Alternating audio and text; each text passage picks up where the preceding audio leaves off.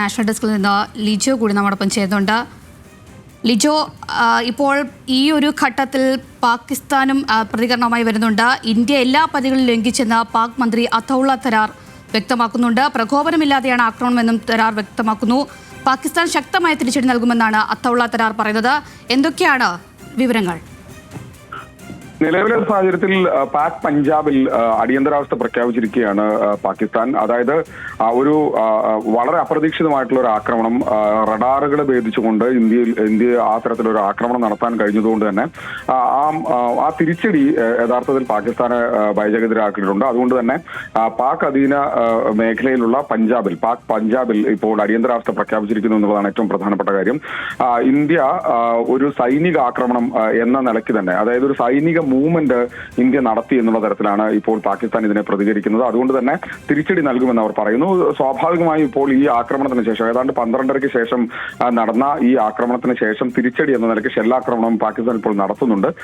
അത് പക്ഷേ അത്രത്തോളം രൂക്ഷമാണ് എന്ന് ഈ ഘട്ടത്തിൽ നമുക്ക് പറയാൻ കഴിയില്ലെങ്കിൽ പോലും അവർ ആ തരത്തിൽ അത് ശക്തമായി ആ തരത്തിൽ അവിടെ ആ ഓപ്പറേഷൻ ഇപ്പോൾ നടക്കുന്നു എന്നുള്ളതാണ് നമുക്ക് മനസ്സിലാക്കാൻ കഴിയുന്നത്. പക്ഷേ വളരെ ശക്തമായി, വളരെ പ്ലാൻഡ് ആയിട്ട് ഒരു സൈനിക നീക്കമാണ് യഥാർത്ഥത്തിൽ ഇന്ത്യയുടെ ഭാഗത്തു നിന്ന് ഉണ്ടായത്. അതായത് കഴിഞ്ഞ മാസം 23-ാം തീയതി ഉണ്ടായ പഹൽഗാം ഭീകരാക്രമണത്തിന് ശേഷം ഇത്രയും ദിവസം എടുത്തുകൊണ്ട്, അതായത് 2 ആഴ്ചയിലധികം സമയം എടുത്തുകൊണ്ട് വളരെ കൃത്യമായ പ്ലാനിങ്ങോടുകൂടി ഇന്ത്യ ഒരു തിരിച്ചാക്രമണം അല്ലെങ്കിൽ ഒരു തിരിച്ചടി നൽകുന്ന തരത്തിലായിരുന്നു ഇപ്പോഴത്തെ ഈ ഓപ്പറേഷൻ സിന്ദൂർ നടന്നത് എന്നുള്ളതാണ് ഏറ്റവും പ്രധാനപ്പെട്ട കാര്യം. അതുകൊണ്ട് തന്നെ അതിനെ മറികടക്കാൻ കഴിഞ്ഞിട്ടില്ല എന്നുള്ളതാണ് മറ്റൊരു പ്രധാനപ്പെട്ട കാര്യം.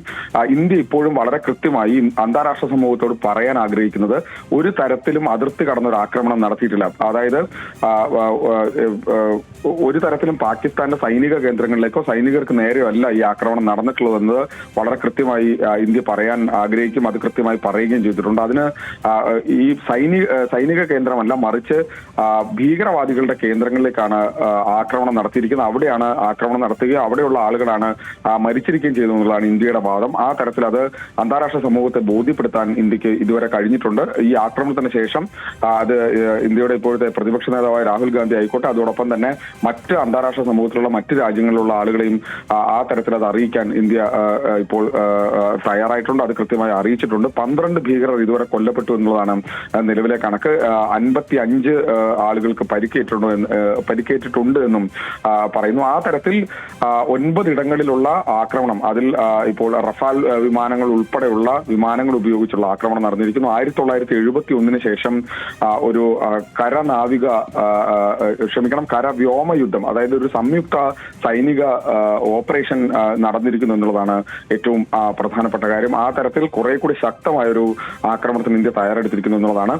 ഇനിയിപ്പോൾ എന്തായിരിക്കും പാകിസ്ഥാന്റെ മറുപടി? അതായത് ഇന്ത്യ ഒരു സൈനിക നീക്കം നടത്തിയിരിക്കുന്നു എന്ന് പറയുമ്പോൾ അതിന് പാകിസ്ഥാൻ ഏത് തരത്തിലാണ് മറുപടി നൽകുക എന്നുള്ളതൊരു പ്രധാനപ്പെട്ട കാര്യമാണ്. ആ തരത്തിൽ ഒരു നീക്കത്തിലേക്ക് പാകിസ്ഥാൻ കടക്കുമെന്നുള്ളതാണ് ഏറ്റവും ഇനി അറിയേണ്ട കാര്യം, അല്ലെങ്കിൽ ഇന്ത്യ ഇനി നോക്കേണ്ട ഒരു കാര്യം അതാണ്. ആ തരത്തിലേക്ക് ഇന്ത്യ അത് വളരെ കൃത്യമായി മുമ്പോട്ട് അത് നോക്കിക്കൊണ്ടേയിരിക്കുന്നു എന്നുള്ളതാണ് നമുക്ക് ഈ സമയത്ത് മനസ്സിലാക്കാൻ കഴിയുന്നത്.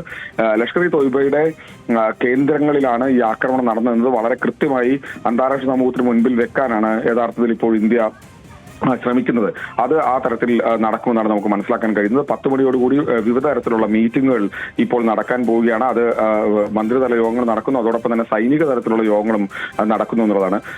നമ്മൾ ഏറ്റവും പ്രധാനമായി ശ്രദ്ധിക്കേണ്ട ഒരു കാര്യം, ഞാൻ നേരത്തെ സൂചിപ്പിച്ച പോലെ തന്നെ കഴിഞ്ഞ മാസം 23-ാം തീയതി ഉണ്ടായ ആക്രമണത്തിന് ശേഷം ഇത്രയും ദിവസം ഇന്ത്യ എന്തിന് കാത്തിരുന്നു എന്നുള്ള ചോദ്യത്തിനുള്ള ഉത്തരമാണ് യഥാർത്ഥത്തിൽ ഇന്നിപ്പോൾ ഇവിടെ നടന്നിരിക്കുന്നത് എന്നുള്ളതാണ് മനസ്സിലാക്കാൻ കഴിയുന്നത്. അതായത് പൂർണ്ണമായ തരത്തിൽ കര, വ്യോമ, നാവികസേന ഈ 3 മേഖലയിൽ ഏത് തരത്തിലുള്ള ആക്രമണത്തിന് തയ്യാറായി വളരെ കൃത്യമായ ഒരു പ്ലാനിങ്ങോടുകൂടി ഒരു ആക്രമണം നടത്തിയിരിക്കുന്നു എന്നുള്ളതാണ്. ഇന്ത്യ വളരെ കൃത്യമായി, അല്ലെങ്കിൽ രാജ്യം വളരെ കൃത്യമായി സെറ്റാണ് ഈ കാര്യത്തിൽ എന്നുള്ളതാണ് ഏറ്റവും പ്രധാനപ്പെട്ട കാര്യം. ഏത് തരത്തിലുള്ള ആക്രമണത്തെ നേരിടുന്ന തരത്തിലേക്ക് കാര്യങ്ങൾ കൃത്യതയോടെ ചെയ്തിരിക്കുന്നു. അതിനനുസരിച്ചുള്ള സൈനികരെ അവിടെ ഡെപ്യൂട്ട് ചെയ്തിട്ടുണ്ട്. ഒപ്പം തന്നെ ആയുധങ്ങൾ എത്തിച്ചിരിക്കുന്നു. അതോടൊപ്പം തന്നെ വിമാനങ്ങൾ, നാവികസേനയിലാണെങ്കിൽ കപ്പലുകൾ, അതോടൊപ്പം തന്നെ ടാങ്കുകൾ, ആർച്ചറികൾ എന്ന നിലയ്ക്ക് തരത്തിലേക്ക് ആ തരത്തിൽ കരസേനയുടെയും കൃത്യമായി മിലിറ്ററിയുടെ മൂവ്മെന്റ് അവിടെ ഉണ്ടായിരിക്കുന്നു. ആ തരത്തിൽ എന്ത് നേരിടാനും കഴിയുന്ന തരത്തിൽ അതിർത്തിയിൽ അത്രയും സജ്ജമായ തരത്തിലേക്ക് മാറിയിരിക്കുന്നു എന്നുള്ളത് വളരെ പ്രധാനപ്പെട്ട കാര്യമാണ്. ഇപ്പോഴത്തെ നിലവിലെ സാഹചര്യത്തിൽ ഇന്ത്യയുടെ നോർത്ത് ഇന്ത്യയിൽ, അതായത് ഉത്തരേന്ത്യയിലെ പല വിമാനത്താവളങ്ങളും അടച്ചിരിക്കുന്ന ഒരു സാഹചര്യമാണ് നിലവിലുള്ളത്. അവിടെ ഇനിയിപ്പോൾ വിമാനങ്ങൾ അവിടുന്ന് പറക്കുന്നത് സ്വാഭാവികമായും അത് സുരക്ഷിതമല്ല. ആ തരത്തിലേക്ക് അത് മാറിയിരിക്കുന്നു. ഒപ്പം ഇനി എന്ത് നീക്കത്തിനും വളരെ കൃത്യമായി ഇന്ത്യ നിൽക്കുന്നു. ഒപ്പം തന്നെ ഇന്ത്യയുടെ മുഴുവൻ, അതായത് രാജ്യത്തെ മുഴുവൻ ജില്ലകളിലും മോക്ക് ഡ്രിൽ നടത്താൻ തീരുമാനിച്ചിട്ട് അത് ഇന്ന് തന്നെ പ്രഖ്യാപിച്ചതാണ്. അതിന്ന് നടക്കും. അതായത് രാജ്യത്തെ ജനങ്ങളെ മുഴുവൻ ഇത്തരത്തിലൊരു സൈനിക നടപടിയിലേക്ക് ഇന്ത്യ കടന്നിരിക്കുന്നുണ്ട് ബോധവൽക്കരിക്കുക. ഒപ്പം തന്നെ എന്ത് തരത്തിലുള്ള തിരിച്ചടി ഉണ്ടായാലും അതിനെ നേരിടാൻ രാജ്യം കാത്തിരിക്കണമെന്ന നിലയ്ക്ക് കുറെ കൂടി ശക്തമായ തരത്തിലേക്കൊരു നീക്കത്തിലേക്ക് ഇന്ത്യ കടന്നിരിക്കുന്നു എന്നുള്ളതാണ്. ഇന്നിപ്പോൾ ഈ അർദ്ധരാത്രിയിൽ 12 മണിക്ക് ശേഷം നടന്ന ഈ ആക്രമണത്തിന്റെ സമയത്ത് അത് പൂർണ്ണമായും പ്രധാനമന്ത്രി നരേന്ദ്രമോദി അത് നേരിട്ട് അവലോകനം ചെയ്യുകയും മുഴുവൻ സൈനിക മേധാവികളുമായി സംസാരിക്കുകയും ആ തരത്തിലേക്ക് കുറെ കൂടി പ്ലാൻഡായി കാര്യങ്ങൾ മുമ്പോട്ട് പോവുകയും ചെയ്തിട്ടുണ്ട്. ഇനിയിപ്പോൾ അത് ഞാൻ നേരത്തെ സൂചിപ്പിച്ച പോലെ തന്നെ രാഹുൽ ഗാന്ധിയുമായി ഇക്കാര്യം അറിയിച്ചിട്ടുണ്ട്. ഇനി മറ്റ് ആളുകളുമായി ഇക്കാര്യം സംസാരിക്കും. 10 മണിയോടുകൂടി രാജ്യത്തെ ജനങ്ങളോട് എന്താണ് യഥാർത്ഥത്തിൽ സംഭവിച്ചതെന്ന കാര്യത്തെക്കുറിച്ച് കുറെ കൂടെ വ്യക്തതയോടുകൂടി കാര്യങ്ങൾ പറയുകയും ചെയ്യുക എന്നുള്ളതാണ്. അപ്പോഴും ഇന്ത്യ വളരെ കൃത്യമായി പറയുന്ന ഒരു കാര്യം, പഹൽഗാം ഭീകരാക്രമണം ഉണ്ടായത് അത് ഭീകരർ നടത്തിയ ആക്രമണമാണ്. ജെയ്ഷെ മുഹമ്മദ് പോലുള്ള ഭീകര സംഘടനകൾക്ക് ഇതിൽ വളരെ കൃത്യമായി പങ്കുണ്ട് എന്നും അതിനെ ബാക്ക് ചെയ്യുന്നത് പാകിസ്ഥാനാണെന്നും തെളിയിക്കാൻ, അല്ലെങ്കിൽ അന്താരാഷ്ട്ര സമൂഹത്തിന് മുമ്പിൽ അത് വെക്കാൻ ഇന്ത്യക്ക് കഴിഞ്ഞിട്ടുണ്ട്. അതിനുശേഷമാണ് ഈ ആക്രമണം നടക്കുന്നത്.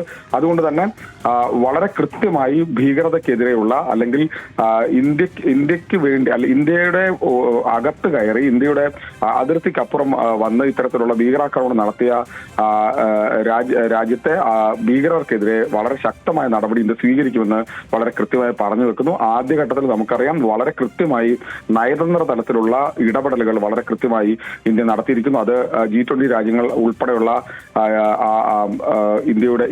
ഇന്ത്യയിലുള്ള മറ്റ് രാജ്യങ്ങളിലെ G20 രാജ്യങ്ങളിലെ സ്ഥാനപതികളെ വിളിച്ചു വരുത്തി അവരോട് കാര്യങ്ങൾ വിശദീകരിക്കുന്നു. ഒപ്പം തന്നെ മറ്റ് കരാറുകളിൽ നിന്ന് പിന്മാറുന്നു.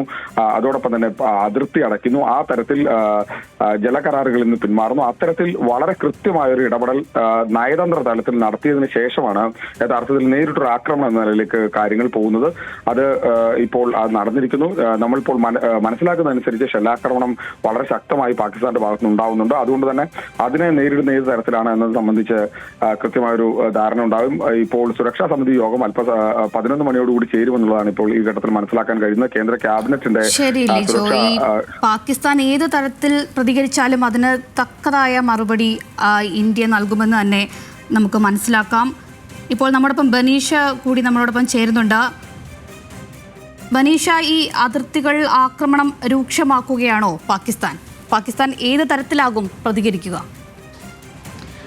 അഞ്ജലി, അതിർത്തിയിൽ, അതായത് നിയന്ത്രണ രേഖയിൽ കടുത്ത ഷെല്ലാക്രമണം നടക്കുന്നു എന്നാണ് റിപ്പോർട്ടുകൾ.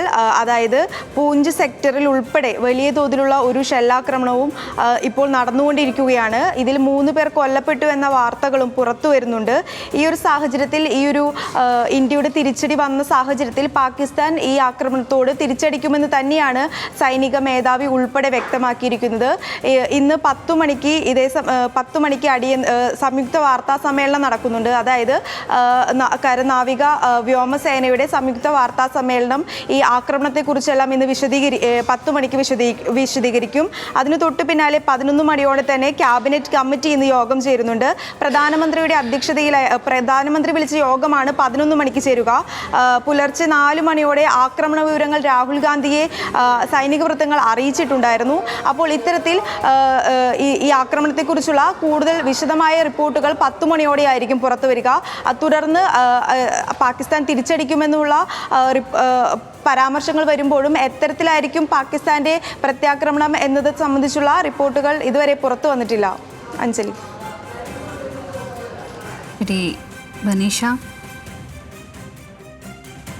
പഹൽഗാം ഭീകരാക്രമണത്തിന്റെ 15ാം നാൾ പാകിസ്ഥാന് കനത്ത തിരിച്ചടി നൽകിയിരിക്കുകയാണ് ഇന്ത്യ. പാകിസ്ഥാനിലെയും പാക് അധീന കശ്മീരിലെയും 9 ഭീകര കേന്ദ്രങ്ങൾ മിസൈൽ ആക്രമണത്തിൽ തകർത്തു. ഓപ്പറേഷൻ സിന്ദൂർ നടപ്പാക്കിയത് മുസാഫറാബാദ്, കോഡ്ലി, ബഹവൽപൂർ മേഖലകളിലാണ്.